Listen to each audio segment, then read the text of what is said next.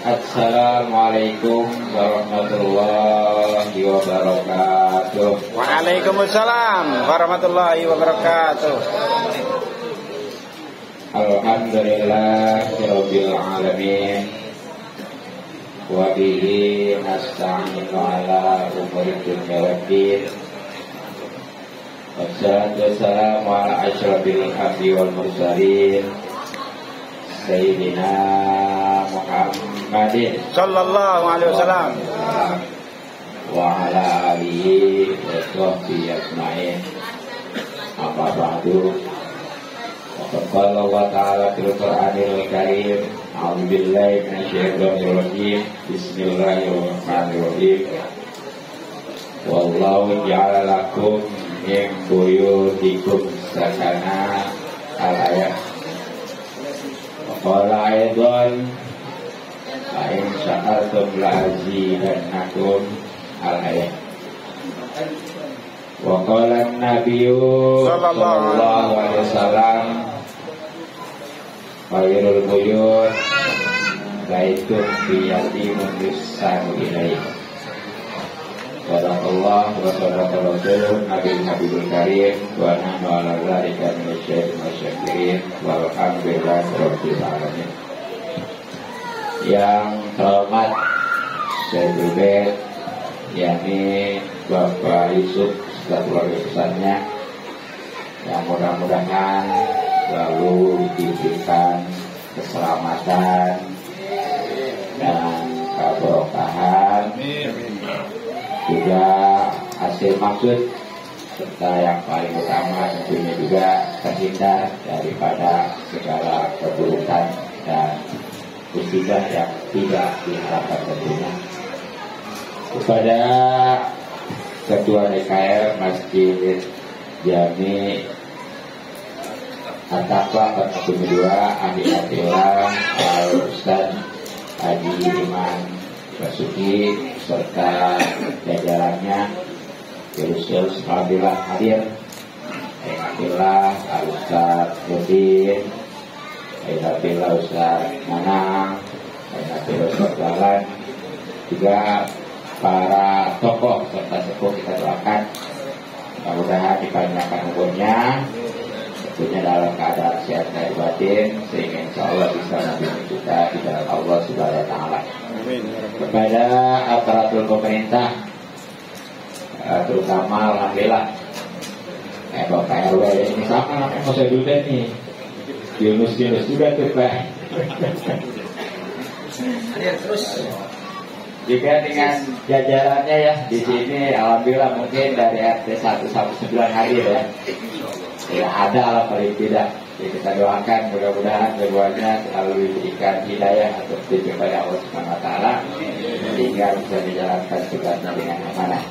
Amin. Pada para bapak wal hadirin yang mudah-mudahan kita semua selalu dimuliakan dan diberikan taufik serta hidayah atau petunjuk kepada Allah Subhanahu wa Ta'ala.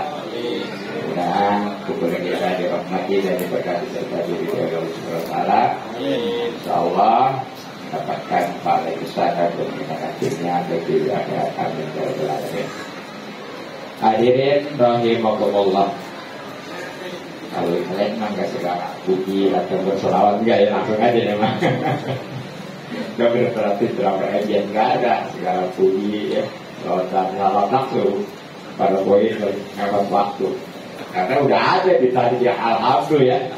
Kemudian wassalatu wassalamu kadang-kadang itu dibaca, tapi dimana segala puji gak sesuai dengan itu. Kadang-kadang sudah aja. Sekali lagi hadirin rahimahullah, kita semua pasti mendapatkan yang namanya punya rumah luas, mewah, betul? Betul. Karena itu memang salah satu rumus kebahagiaan anak manusia, khususnya manusia ya. Nah, sebagaimana Nabi sabdakan, min sa'adatin mi adam al-mar'atus solehah wal maskanus soleh wal jarus soleh atau wal markabus soleh. Jadi di antara trik kebahagiaan anak manusia khususnya kita ya, itu menurut hadis ini ada 3. 1, memiliki perempuan yang soleh. Amin. Cakap benar. Ya. Nah ini kalau pengertian perempuan umum bisa anak, orang tua, khususnya istri. Dalam hadis lain ada secara khusus yaitu istri ya.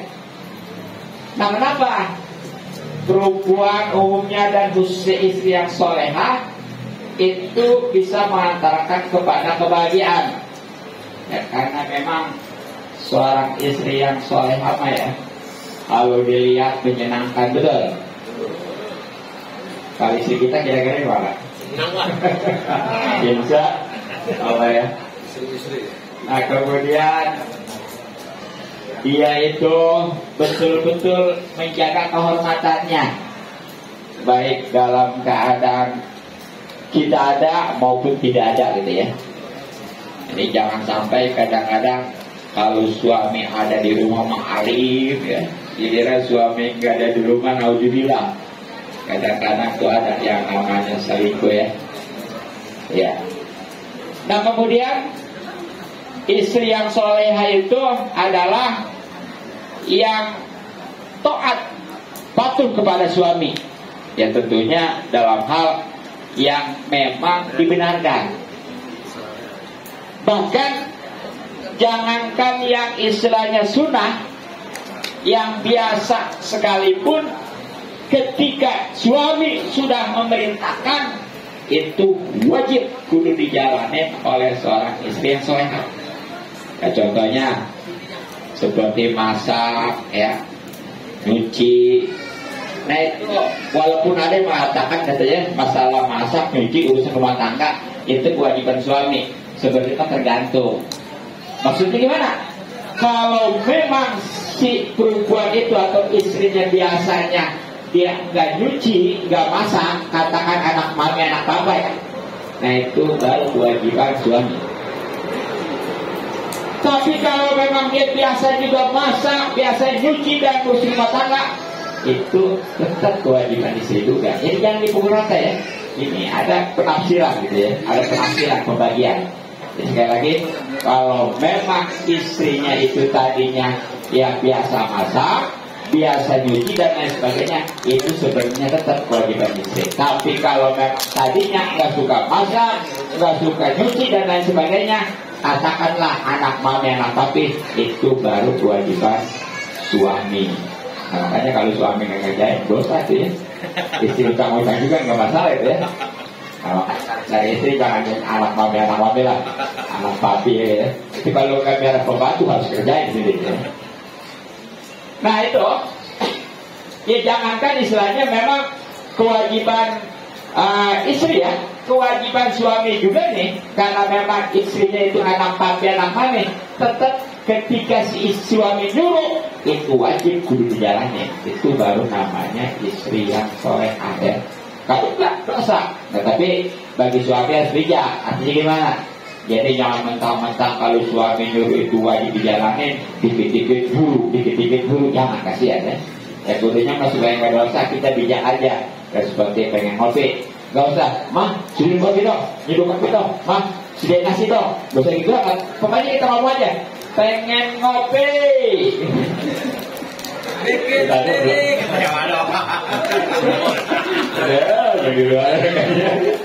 Pengen ke kasur.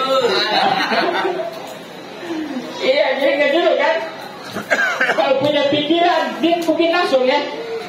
Iya, pengen. Udah lah, kamu kemarin itu di luar. Ya,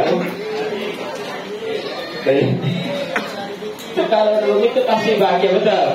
Nah makanya ya, sampai-sampai ini sebagai contoh baginda Nabi SAW.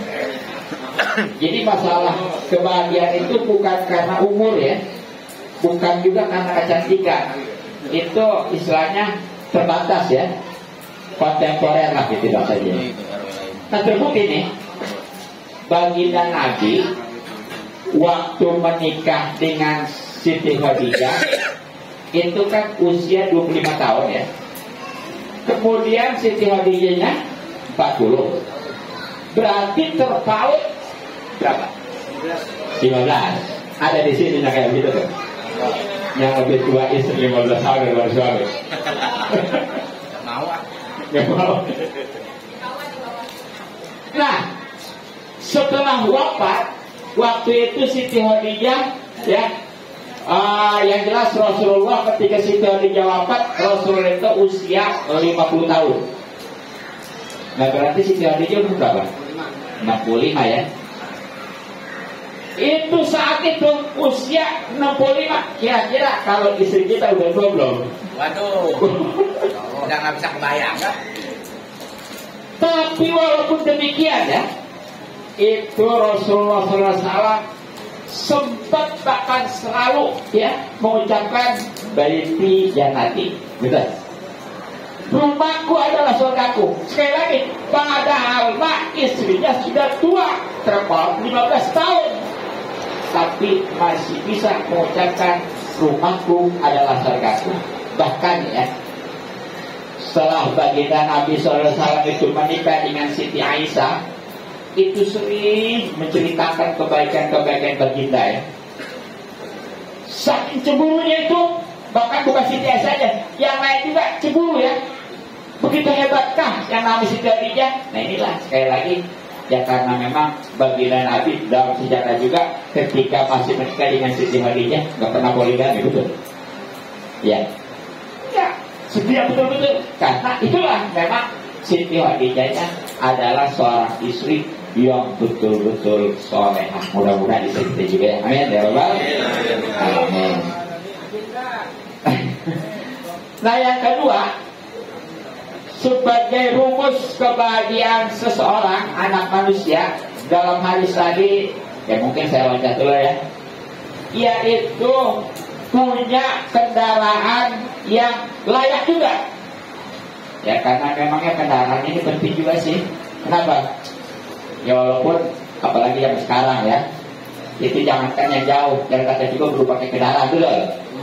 Apalagi zaman dulu mungkin ya, jangankan istilahnya dari sini ke Doyong, dari sini ke Tangerang, jalan dulu. Sekarang, sorry ya, dari sini ke jalan juga males jalannya. Nah tapi itu kalau kendaraannya memang enak ya, karena memang sehat, apalagi mewah mah ya tentunya. Nah itu kan betul-betul bisa nyaman, bisa mengantarkan ya. Nah makanya wajar itu kalau seandainya bisa mengantarkan kebahagiaan seseorang juga gitu ya. Nah kemudian ya bahkan dalam hadis yang lain mah ada 4 ya. Satu lagi cerita masalah rumah mah terakhir dan tentang tetangga yang soleh juga. Ini makanya itu sampai-sampai ada ulama kalau mau pindah rumah, mau bikin rumah di suatu tempat ya, itu yang pertama dia perhatikan tetangganya nih kira-kira. Kalau memang tetangganya bagus, jangan murah, mahal, beli. Apalagi ada masjid malam beli lah ya nih, kayu ya. Oh, nih orang-orang yang susah-susah memang walaupun ini ada hikmahnya juga ya. Ada memang orang yang istilahnya dengan dekat ke masjid itu gigi. Ada yang istilahnya ke masjid, dekat ke masjid itu untuk, ada juga yang istilahnya rugi. Ada riwayat ya. Jadi ada seorang sahabat begitu meninggal, dia istilahnya dalam menjelang kematiannya sempat berkata kurang ya. Itu keluarganya termasuk istrinya nggak bisa mentafsirkan, tapi baginda Nabi SAW bisa mentafsirkan. Apa itu maksudnya? Memang yang namanya sahabat ini rumahnya dekat ke masjid, dan itu juga memperalta ke masjid jauh berjamaah. Kenapa masih kurang juga? Dia itu kenapa nggak lebih jauh rumahnya supaya lebih besar pahalanya? Begitu ya. Jadi sebenarnya dari rumah dekat ke masjid itu ada untungnya, ya kita bisa istiqomah berjamaah ya. Ya ruginya itu kalau saling nggak berjamaah, alhamdulillah ya. garis ya. Nah jadi tetangga yang soleh nih, yang ini juga harus perhatikan. Karena tetangga yang soleh itu gimana? Yang tentunya ya, dia ibadah betul-betul kepada Allah Subhanahu Wa Taala, yang kemudian juga dengan sesama rukun tuh, itu soleh. Nah, kadang-kadang kan ada nih punya tetangga ya, ibadah mau betul-betul ke Allah, tapi sama tetangganya ribut mulu. Ada di sini kayak gitu ada? Nggak ada. Nggak ada sudah ya. Di Jerman ya. Sini kesolongan. Bu. Janganlah, jangan. Iya. Atau sebaliknya dia nih, sama tetangga mah rukun ya karena emang kebelang mana-mana. Ini ada kan yang suka ngaji diri itu bahasanya. Walaupun nggak sholat juga, mungkin bener katanya nggak mau tetangga, bener ribut ya. Iya. Iya karena kata dia, ngapain sholat juga kalau ribut ke rumah? Itu masih lebih baik orang sholat masih ribut masih sholat ya, daripada dia suka ribut nggak sholat. Makanya itu yang pernah Buya Hamka ditanya, ada seorang yang padahal di ibadah khusus sholat, tapi masih maksiat aja nih. Ini bagaimana Buya? Oh itu masih lebih baik katanya ya. Orang itu ibadah tapi masih maksiat ya. Karena kalau dia ibadah lebih parah lagi. Begitu ya. Ya segitu ibadah. Apalagi kalau ibadah kan gitu ya. Nah makanya nih jadi jangan istilahnya katanya benar, walaupun gak sholat juga, yang penting mah katanya rukun sama tetangga. Ingat ya. Jadi memang nih yang namanya ibadah kepada Allah itu juga harus benar, kepada sama ibu penting. Kenapa? Orang ibadah betul-betul nih ya, dia berdasarkan ilmu yang jangankan yang wajib, yang sunnah juga dikerjakan. Tapi sama tetangga nggak rukun, hancur, angus pahalanya. Sebaliknya nih, dia sama tetangga rukun, sama saudara juga sosial luar biasa, tapi nggak ibadah sholat, itu juga nggak ada wadahnya. Tuh ya, nggak ada wadahnya. Ibarat kok, ngomong kopi lagi gitu ya. Sorry. Akhir, kalau nggak ada di gelas tuh, gimana bisa diminum, betul? Nah, karena ada wadahnya, itulah alhamdulillah nggak motorin dan bisa diminum ya. Nah begitu juga amal, sebanyak apapun dia sosial, sodako dan lain sebagainya, kalau nggak ibadah sholat itu nggak ada wadahnya, nggak bakal bermanfaat. Tuh, makanya ini penting ya, tetangga terutama diri kita juga mestinya itu harus soleh ya, ibadah kepada Allah betul, dan juga tentunya kepada sesama rukun khususnya tetangga. Nah kemudian yang terakhir ya, trik untuk kebahagiaan seorang adalah itulah mempunyai rumah yang luas, rumah yang patut. Nah ini mungkin ya, secara maknanya bukan hanya sekedar luas mewah, bukan, nggak jadi kurang. Karena nggak sedikit orang rumahnya mewah, luas, tapi gimana keadaannya? Ya, bahkan tuh kemarin-kemarin tuh ada ya rumah yang istilahnya sampai harganya berapa miliar. Jadi demo ya, betul ya? Bicara ya. Kan itu berawal daripada kecemasan yang nggak bahagia, nggak jamin. Nah, jadi sebenarnya mah rumah yang luas, yang istilahnya mewah, yang kita skripsinya adalah rumah yang betul-betul baik dan barokah tentunya. Nah bagaimana rumah yang baik dan barokah? Ini ada beberapa rumus supaya rumah ini baik dan barokah ya. Satu, alhamdulillah nih, tuan rumah yang mulai mengisin diawali dengan istilahnya selamatan. Inilah istilah agama namanya walimah wakirah ya. Iya, wakirah ya, atau bina ya. Nah ini walaupun nggak semua akad kesesunah walimah yang lain seperti pernikahan ya, tapi jelas ini juga termasuk. Kenapa? Karena alhamdulillah di sini tadi udah berbentuk syukuran ya, selamatan gitu ya. Nah mudah-mudahan nih tuan rumah ini ya ditambah-tambah rezekinya, ya ditambah-tambah kesehatannya, terus ditambah lagi apa lagi utama? Tuh sampai. Mana bang, Pak Yusuf juga di dalam hati mah amin gitu. Tenang Bu, biasa bagaimana? Ya walaupun dia sering ngomong bagaimana Pak, kalau memang ada pasien memang bisa, nah ya. Iya. Ya saya cuma mau ketika saya banyak teman ya. Jadi Ustadz Kubur Kiai itu adanya orang yang diem aja, kayak itu seakan-akan nggak birahi gitu ya. Nikah lagi. Tapi ada nih yang benar-benar bawel lah, dikit-dikit poligami dikit sampai sekarang belum poligami ya. Jadi namanya kembali pada takdir ya.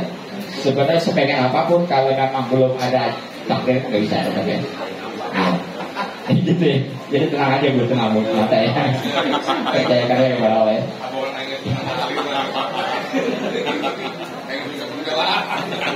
Nah kemudian alhamdulillah tuh ya. Kemudian nih di rumah itu usahakan 4 hari jangan sampai ada ya. Ini sebagaimana hadis latan hulu baitan pihi ya, contohnya 4 hal ya. Jadi yang jelas malaikat nggak bakal masuk kepada suatu rumah yang mana di dalamnya pertama ada anjing. Alhamdulillah ya nggak ada ya. Ya. Iya, nggak ada kalau orang Islam ya, Allah ya, nggak ada gerak banyak dibuat apa ya. Iya, tapi ada di daerah itu tuh, apa di Sukabumi di bagian itu, apa itu anjing kayak kucing di kampung itu bersama aja. Ya risih saya mah ya, iya benar ya. Iya, bahkan tuh setiap hari itu pala-palanya dibuang di anak anjing ya, walaupun itu buat yang jaga lah. Apalagi nanti khawatir takut menyentuh itu nggak tahu cara membersihkan ya, ibadah aja pakai kacang besar karena itu belum suci gitu ya. Nah kemudian yang kedua, hindarkan rumah itu ada yang namanya gambar apalagi patung ya. Karena memang patung itu di samping gak dimasukin malaikat, ternyata itu sebaliknya yang isi adalah setan. Nah dibilang ya. Nah yang ketiga itu di rumah hindarkan yang namanya suka ada bel juga ya kita ya. Lonceng, disebut lonceng itu yang simbol buat peribadatan orang-orang apa? Lonceng ya. Nah itu ada tadi. Dan yang keempat ini nih ya. Jangan sampai di dalam rumah itu ada yang ada ini nih. Maksudnya ada jumbo. Itu menghambat itu ya. Malaikat rahmat nggak bakal masuk. Jadi di sini bukan sekedar malaikat. Kalau sekedar malaikat enak dong. Terutama yang namanya malaikat Raqib Atid ya. Kalau memang nggak masuk enak kita masih di atas ya. Iya kan? Ini malaikat rahmat. Artinya apa? Kalau rumah itu nggak dimasukin malaikat rahmat, rumah itu akan jauh daripada rahmat kesehatan. Sehingga jangan heran kalau rumah tangga itu ribut dulu. Nah, ujubilah ya.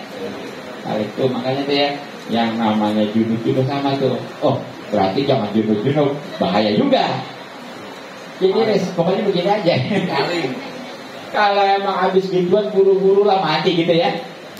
Jangan istilahnya lantar aja sekalian nambah. Mandi lagi ya. Jadi itu 4 hal ya. Jadi supaya itu rumah itu memasukkan malaikat rahmat. Dan juga nih untuk membersihkan rumah itu ya, ataupun memang kalau belum mudah-mudahan terhindar daripada setan. Dan kalau udah ada mudah-mudahan itu bersih steril ya. Itu bacakan ya surat Al-Baqarah insya Allah ya.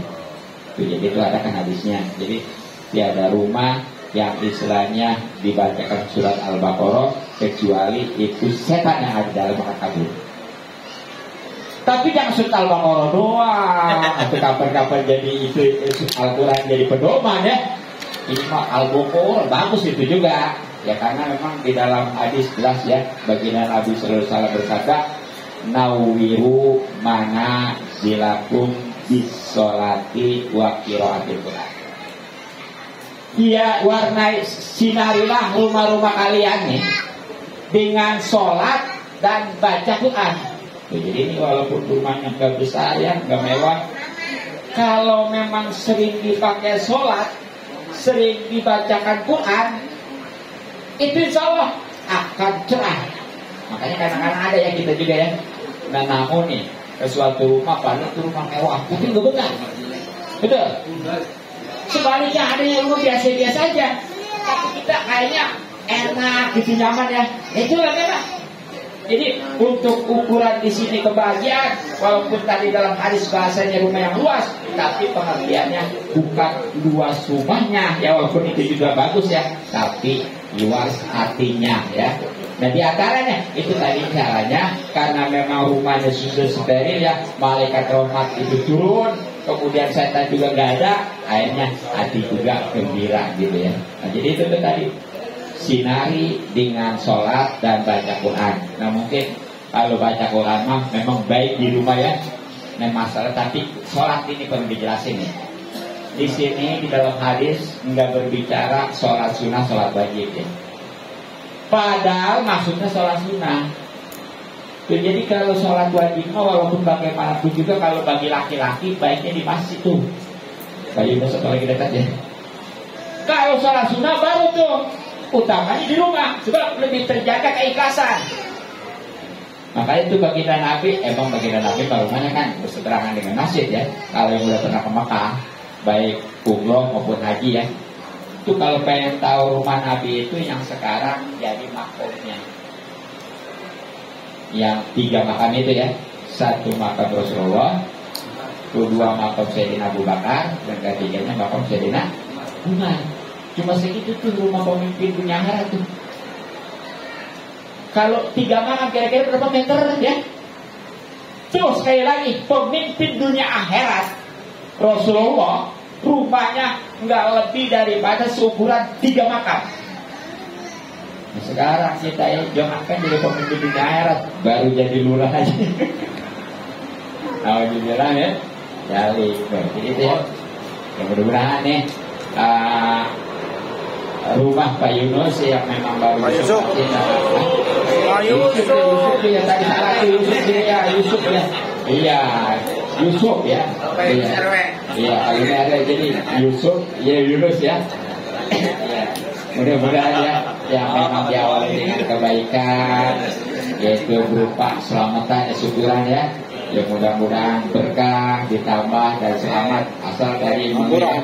Yang hindarkan yang 4 hal dan kita usahakan untuk rumah itu dibacakan Al-Quran, surat Al-Baqarah, juga terbanyak sholat sunnah pastinya. Nah mungkin untuk lebih istilahnya meyakinkan ya. Nah ini juga tentunya alhamdulillah nih, dan insya Allah lebih besar lagi pahalanya untuk malam ini bagi Pak Yusuf. Kita adakan pengajian juga ya, yaitu sengaja tapi ini ketausiah. Nah, sebagaimana biasanya istiqomah ya. Ya mungkin yang biasanya jual kitab, yaitu kitab Rubul Hadis atau Sarah Takrib atau Matan Takrib Awal ya, dan kitab Takrib. Nah sekarang anggap aja tuh tadi Rubul Hadisnya atau Matan dari Takrib itu sebagai tausiah, dan selanjutnya adalah fikih referensi kitab Fathul Qorib. Mudah-mudahan manfaat ya. Amin.